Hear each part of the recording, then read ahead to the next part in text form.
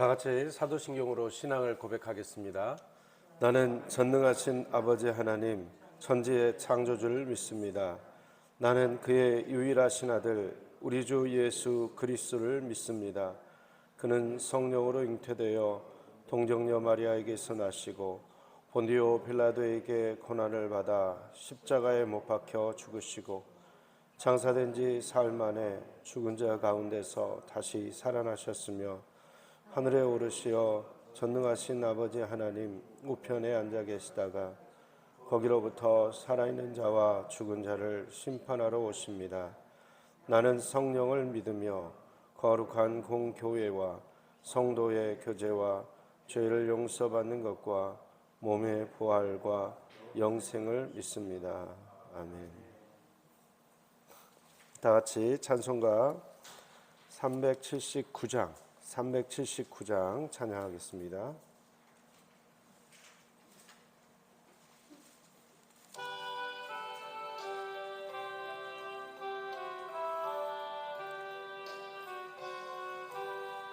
내가 길 멀고 밤은 깊은데 빛 되신 주 저 본향 집을 향해 가는 길 비추소서. 내 가는 길 달지 못하나 한 걸음씩 늘 인도하소서. 전에 방탕하게 지낼 때 교만하여 맘대로 고집하던 이 죄인 사소서. 내 지은 죄 다 기억 마시고 저 뜻대로 늘 주장하소서. 이전에 나를 인도하신 주 장래에도 내 앞에 험산 줄령 만날 때 도우소서. 밤 지나고 저 밝은 아침에 기쁨으로 내 주를 만나리. 아멘. 이어서 380장 찬양하겠습니다. 380장입니다.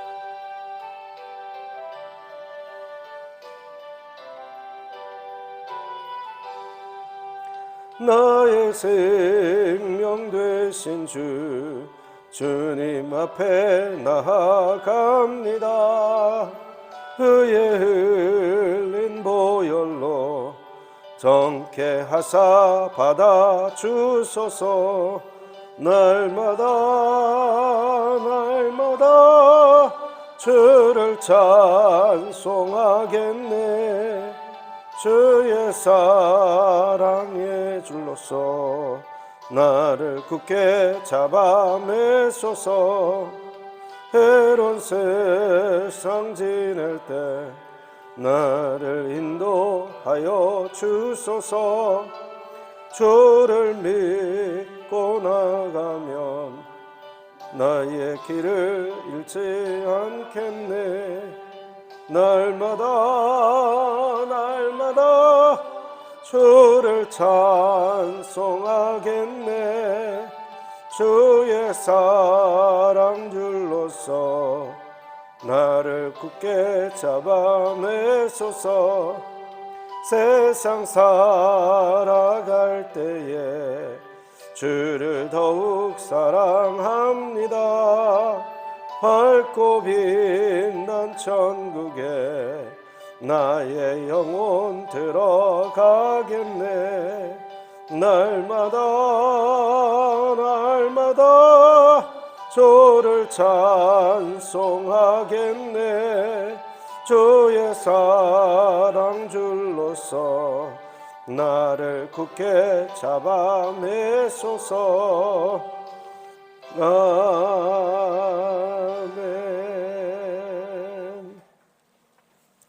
하나님께서 오늘 우리에게 주시는 말씀은 사무엘상 6장 1절부터 7장 2절까지의 말씀입니다. 사무엘상 6장 1절부터 7장 2절까지의 말씀입니다.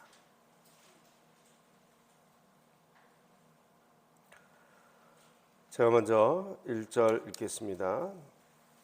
여호와의 궤가 블레셋 사람들의 지방에 있은 지 7달이라.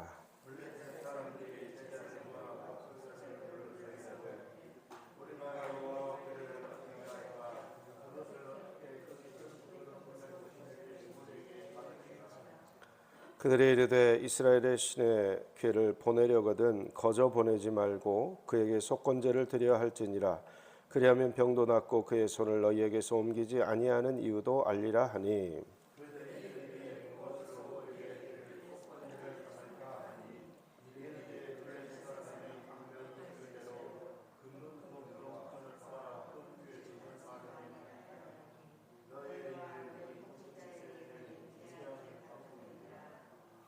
그러므로 너희는 너희의 독한 종기의 형상과 땅을 해롭게 하는 죄의 형상을 만들어 이스라엘 신께 영광을 돌리라. 그가 혹 그의 손을 너희와 너희의 신들과 너희 땅에서 가볍게 하실까 하노라.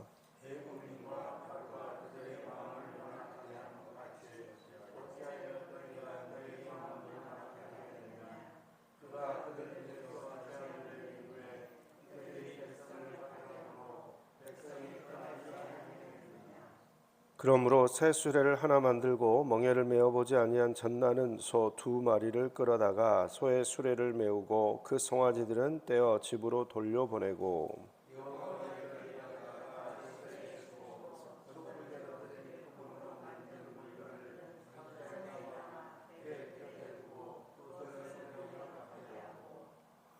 보고 있다가 만일 걔가 그 본 지역 길로 올라가서 벳세메스로 가면 이 큰 재앙은 그가 우리에게 내린 것이요 그렇지 아니하면 우리를 친 것이 그의 손이 아니요 우연히 당한 것인 줄 알리라 하니라.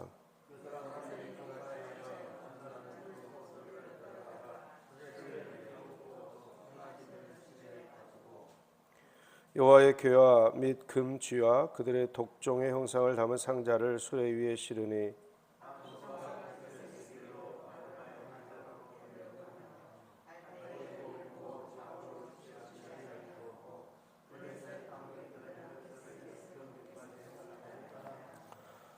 벳세메스 사람들이 골짜기에서 밀을 베다가 눈을 들어 궤를 보고 그 본 것을 기뻐하더니.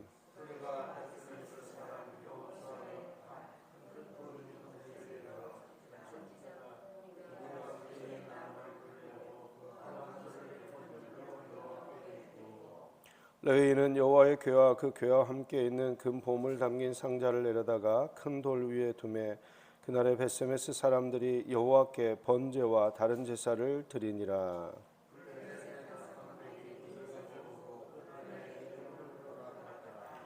블레셋 사람이 여호와께 속건제물로 드린 금 독종은 이러하니 아스돗을 위하여 하나요, 가사를 위하여 하나요, 아스글론을 위하여 하나요, 가드를 위하여 하나요, 에그론을 위하여 하나이며.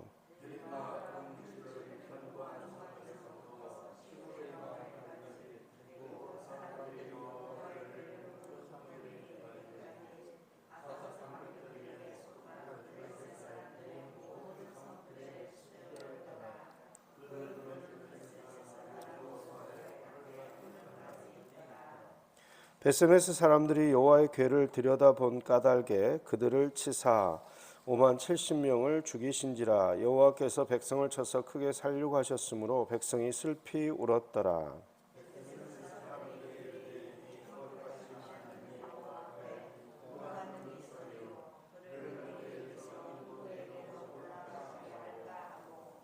전령들을 기란 여아림 주민에게 보내어 이르되 블레셋 사람들이 여호와의 궤를 도로 가져왔으니 너희는 내려와서 그것을 너희에게로 옮겨가라.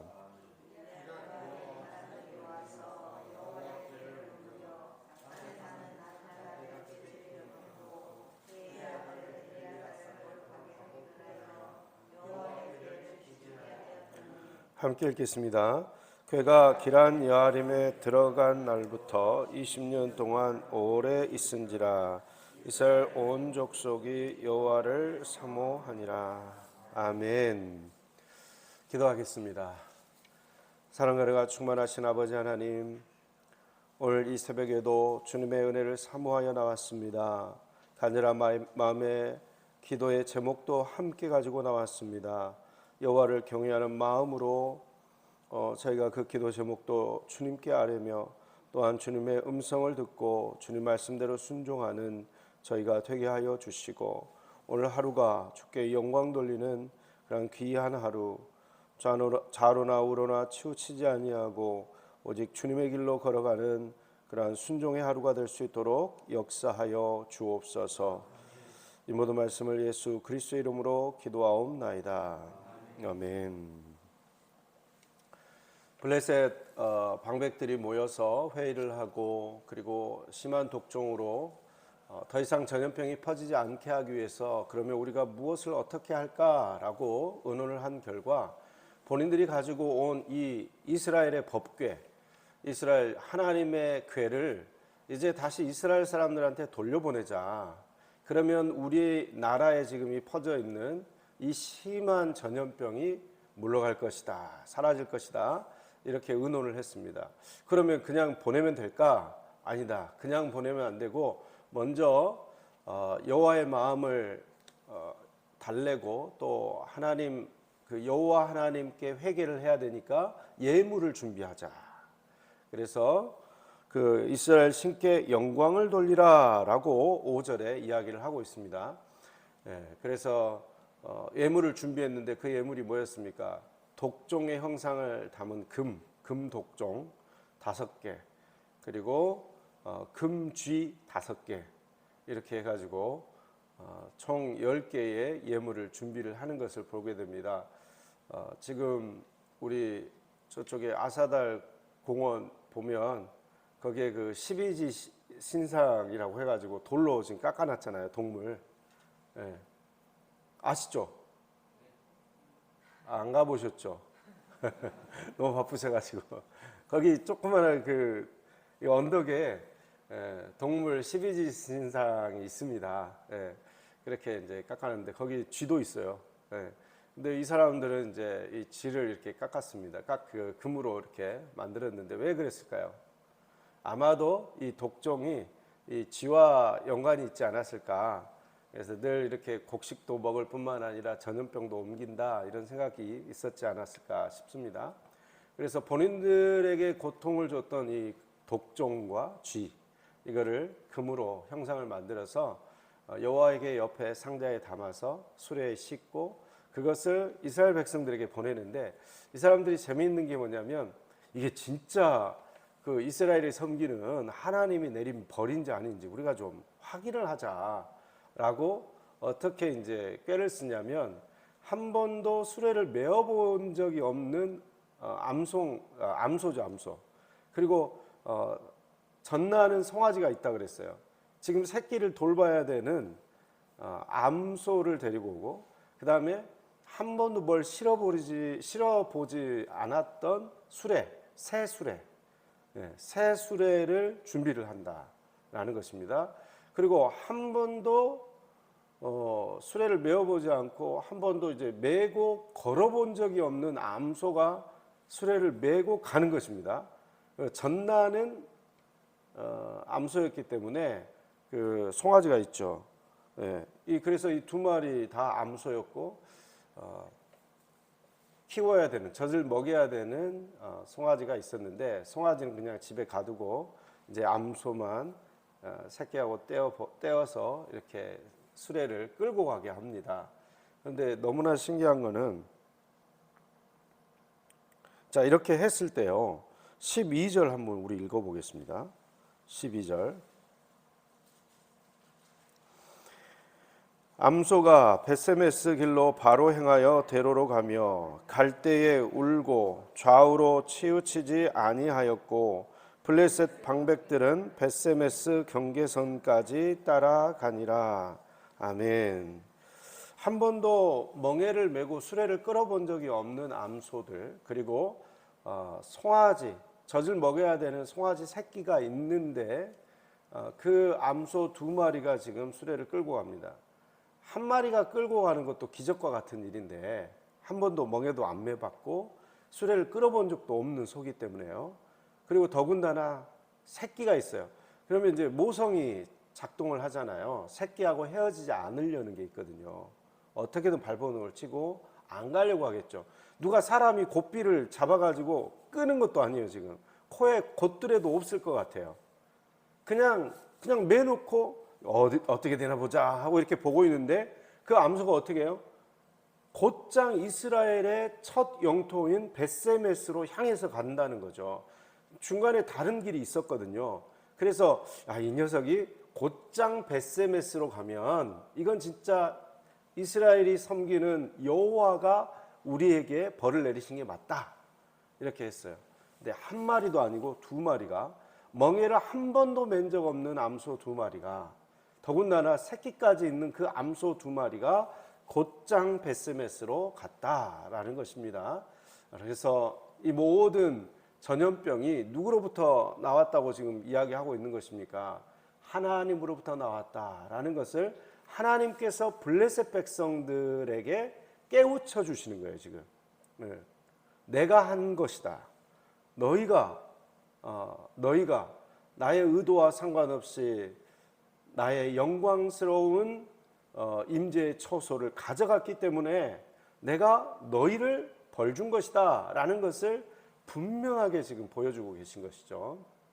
근데 이 암소가 이 수레를 끌고 갈 때요, 참 슬퍼요. 보니까 갈 때에 울고 좌우로 치우치지 아니하였고, 하나님의 법궤 그리고 하나님의 사명을 이루기 위한 암소죠. 젖먹어야 되는 새끼들도 떼어 놔야 되고요. 한 번도 매보지 않은 멍에를 얼마나 불편하고 아팠겠습니까? 그렇죠? 그걸 매야 되는 것이고, 그리고 또 울고, 갈 때 울고, 새끼하고 헤어지기 싫어가지고 울고, 그런데 좌우로 치우치지 아니하였다. 그럼에도 불구하고 곧장 하나님이 가게 하시는 그 길을 걸어갔다.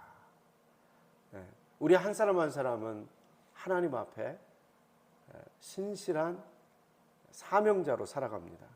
그렇죠? 하나님께서 우리에게 맡겨주신 직분이 있고, 하나님께서 우리가 순종하기 원하는 그러한 삶의 모습이 있습니다.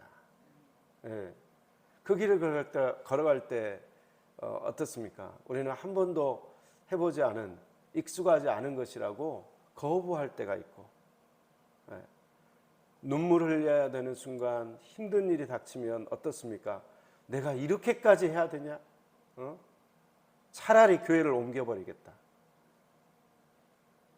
이런 순간이 얼마나 많습니까? 그죠? 좌로나 우로나 치우치지 않았다 그랬는데, 우리는 곧장 그 사명을 감당하기에도 벅찬데 이것 생각했다, 저것 생각했다, 안 한다고 했다가 다시 했다가 또 변덕이 죽을 듯 했다가 사람들에게 상처도 줬다가, 그런 순간들이 얼마나 많습니까? 그러나 사명을 맡은 자로서 우리가 분명히 알아야 되는 것은, 이 암소처럼 그 암소의 제 1순위는 뭡니까? 송아지 젖먹이는 거예요. 가장 중요한 일이죠. 그죠? 암소가 해야 되는 1순위예요. 이게 모성과 본능에 있어서 1순위예요. 그러나 그 모성과 본능도 뛰어넘어서 뭘 이야기를 하고 계십니까? 그것보다 지금 하나님이 멍에 지워주신, 멍에를 매게 하신 그 일, 그 사명을 이루는 일에는 젖먹이까지 떼어 넣으라는 거예요. 젖먹이까지. 때로는 정말 모성이 이끄는 그 일, 우리 인간적으로 보면 그게 가장 우선되는 일인데, 그것까지 뒷전으로 놓고 슬프고 눈물 흘릴 수밖에 없는 그런 일이지만 순종하라는 거예요. 그렇죠? 그런 마음으로 이 암소, 정말 사람보다 더 낫죠. 사명을 이루는 이 길을 묵묵히 걸어간 이 암소. 때로는 어렵고 때로는 정말 때려치고 싶은 그런 어떤 순간들이 찾아올지라도 우리는 우리의 사명을 누가 주셨는가, 이걸 기억을 해야 됩니다. 하나님이 주신 것입니다. 하나님이 가게 하신 것이에요. 그러니까 좌로나 우로나 치우치지 아니하고 눈물 흘리더라도 걸어가야 됩니다. 이런 용기를 가지고 나아가시는 저와 여러분 다 되시길 바랍니다. 자, 이렇게 수레가 가니까요, 베스메 사람들이 눈을 들어서 보니까 수레가 옵니다. 근데 거기에 휘황찬란한 법궤가 있거든요. 금으로 된. 그러니까 한눈에 알아보는 거죠. 법궤다. 우리가 빼앗겼던 법궤가 온다. 난리가 난 거죠. 그래서 그 암소는 희생 제사로 번제로 드리고 그 끌었던 수레도 장작으로 패가지고 다 태웁니다. 그리고 바위에다가 법궤도 놓고 그 금독종과 금쥐 그 예물을 놓는 것을 보게 됩니다. 자, 그 상태에서 베스메스 사람들이 이제 받았는데요. 이 베스메스 사람들에게 한 가지 좀 궁금한 부분이 생깁니다. 19절 말씀인데요. 19절 말씀을 함께 읽겠습니다. 베스메스 사람들이 여호와의 궤를 들여다본 까닭에 그들을 치사 5만 70명을 죽이신지라. 여호와께서 백성을 쳐서 크게 살육하셨으므로 백성이 슬피 울었더라. 아멘. 여기 지금 5만 70명이라고 되어 있는데 이 5만 70명의 그 인원에 대해서 19절 그 해석이 여기 적혀 있죠. 우리 매일 성경 해석에 보면 이렇게 적혀 있습니다. 그들은 불경스러운 호기심에 촉발되어서 궤를 들여다본 것 같다. 5만 70명은 사본상 히브리어 사본상 문제가 있는데 앞에 숫자 5는 1000명마다 5명을 나타내 그 총수가 70명에 달한 것으로 생각된다. 이 계산에 따르면 베스메스 주민은 14,000명 정도로 추산된다. 베스메스 주민이 5만 명을 넘어갈 일이 없으니까 아무래도 이 5만이라는 것은 사본상의 어떤 그 해석의 문제가 필요하고 이 5는 숫자 5는 1000명마다 5명이다 라는 표현으로 쓴 거라는 것이죠. 1000명마다 5명이니까 70명이면 아마 주민이 14,000명 정도가 되었을 것이다 라고 보는 것입니다. 그래서 70명 정도가 죽었다 라고 생각을 하는 거예요. 자, 궤를 들여다봤습니다. 절대 들여다보지 말라고 했거든요. 하나님께서 이 언약궤를 만드시고 제사장도 그 안은 들여다볼 수 없어요. 언약궤 안은. 일단 한번, 근데 뭐가 들어있다는 걸 알아요. 우리가 그 안에 말씀 두 돌판이 들어있다는 건 알아요. 좀 무거웠을 것 같아요. 이번에 저기 고기 구워 먹을 때 보니까 우리가 큰 돌판을 얹어가지고 맛있게 먹었지 않습니까? 그죠? 그 돌판 얼마나 무겁습니까? 근데 말씀의 두 돌판이 언약궤 안에 지금 들어가 있는 것입니다. 근데 궁금하잖아요. 보고 싶죠, 그죠? 보고 싶죠. 막 보고 싶죠. 근데 이게 하나님이 보지 말라고 하는 것을 본 불경한 호기심이라는 거예요. 근데 많은 분들이요, 이 불경한 호기심을 가지고 신앙생활 할 때가 있어요. 어떤 불경한 호기심이냐면 미래를 점치듯이 기도하는 기도의 은사 있는 분이 있잖아요. 그런 분들을 자꾸 의지하는 거예요. 우리 이번에 딸이 결혼한다고 남자를 데리고 왔는데 이 남자가 괜찮은 남자인데 좀 기도 좀 해주세요. 그래가지고 기도의 은사가 있는 분이 탁 기도해가지고 그 남자 좋아 결혼시켜 이렇게 말하면 결혼시키고, 이번에 어떻게 될까요? 내년에는 어떻게 될까요? 자꾸 그런 분들을 의지하고 그런 분들은 또 거기에 넘어가 가지고 계속해서 넘어서는 안 되는 선을 넘고 신앙생활을 어지럽히는 경우가 있습니다. 그러니까 은사가 임했을 때 우리 안에 하나님께서는요, 교회 공동체 안에 여러 은사들을 주십니다. 누군가에게는 치유의 은사를 주시고요, 누군가에게는 예언의 은사, 특별히 이제 예언의 은사는 이제 목회자에게 주시죠. 성경 말씀을 맡은 자다. 그래서 맡을 예자를 쓰거든요. 그러니까 성경 말씀을 바르게 해석하고 전달하는 게 이제 예언의 은사고, 그 다음에 또 보면 뭐 가르침의 은사요, 섬기는 은사요, 물질로 섬기는 분도 있을 것이고, 그리고 또 방언의 은사, 방언, 통변의 은사, 여러 은사들이 있잖아요. 방언, 통변의 은사가 임하면 방언을 하면 그 방언이 어떤 의미인지가 바로 이렇게 깨달아져요. 저는 없어가지고 그렇다고 하시더라고요. 그리고 치유의 은사 있는 분들은 이제 치유가 있다는 게 이제 소문이 나면 어떻게 됐습니까? 그 치유의 은사가 있다고 소문이 나면, 그럼 사람들이 와가지고 이제 자꾸 부탁하죠. 아프면 기도해 달라 이런 식으로 하게 되고, 그러면 이제 은연중에 어떤 그 은사를 가진 사람이 교만해질 수가 있어요. 왜냐하면 사람들이 자꾸 와가지고 자기한테 의지하게 되니까. 근데 우리가 한 가지 알아야 되는 것이 있습니다. 하나님께서는 교회에 정말 수많은 은사들을 주시거든요. 근데 그 은사들을 질서를 맞춰서 질서에 맞게 사용을 해야 되고, 교회 공동체의 덕을 위해서 주셨다는 걸 알아야 돼요. 교회 공동체를 너무나 사랑하셔가지고 우리 공동체 안에 덕을 위해서 하나님이 각자에게 은사를 주셔요. 그 은사로 교회 공동체가 더욱더 믿음의 공동체, 사랑의 공동체가 되게 해야 돼요. 그렇게 하려면 어떻게 됩니까? 하나님이 선물로 주셨기 때문에 값없이, 그걸로 뭐 대가를 원한다거나 그러면 안 되겠죠. 값없이. 그리고 질서를 따라서, 그걸로 인해서 자기가 더 교만해지거나 교회 공동체의 질서를 어지럽힌다, 그러면 안 되겠죠. 그리고 또 한 가지, 이 불경한 호기심이 왜 문제가 돼서 사람이 죽었습니까? 하나님께서 그렇게 신앙생활하는 것은 잘못됐다고 지금 말씀하시는 거예요. 그렇죠? 점쟁이가 점을 치듯이 내 미래를 알려고 하고 그렇게 신앙생활하는 것은 잘못되었다는 것입니다. 왜 잘못되었을까요? 알면 좋지 않겠어요? 그러니까 아는 순간 어떻게 될까요? 우리 인간이 너무나 악해서 우리 죄성이 많기 때문에 알게 되면요, 내가 2년 뒤에 부자가 된다고? 아, 그래? 그러면 이제 신나게 살아야 되겠네. 저절로 부자가 되니까. 이렇게 되지 않겠습니까? 그럼 3년 뒤에 죽는다고? 그러면 어떻게 되겠어요? 그걸 알면 행복할까요? 3년 뒤에 죽을 걸 미리 알아. 3년, 앞으로 3년이나 남았네. 아이고, 행복하다. 이렇게 행복하게 지낼까요? 아니면 하루하루 불안해질까요, 이제? 죽음의 순간이 다가오게 되면.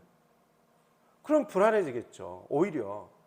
그러니까 어떤 사건에 대해서, 미래에 대해서 미리 안다는 게 결코 이게 좋은 일은 아닙니다. 오히려 모른 채로 살다가 깨끗하게 단방에 하나님 곁에 가는 게 오히려 뭐 교통사고든 뭐든 가는 사람 입장에서는 깨끗한 거죠. 가는 사람 입장에서는. 하나님께서는요, 우리가 모든 미래를 다 알도록 인도하지 않으세요. 그냥 바로 앞에 한 발자국만 보여주시는 거예요. 말씀의 빛으로 보여주셔요. 그럼 그 한 발자국 디디면 돼요, 믿음으로. 그러면 또 다른 한 발자국 보일 수 있는 곳을 비춰주셔요. 그런 식으로 가는 것이지, 신앙생활을 내가 모든 걸 다 알려고 하는 것, 이거는 불경한 호기심이다. 이런 호기심을 가지고 예언의 은사가 있는 사람을 찾아가서 부탁하고 기도 부탁을 하고, 그 다음에 아플 때 막 이렇게 그 치유의 은사가 있는 사람을 너무 의지하고, 그렇게 되면 그 사람이 우상이 되는 거죠. 의지하는 대상을 우상 삼는 거예요. 그러면 그 사람이 우선입니까? 하나님이 우선입니까?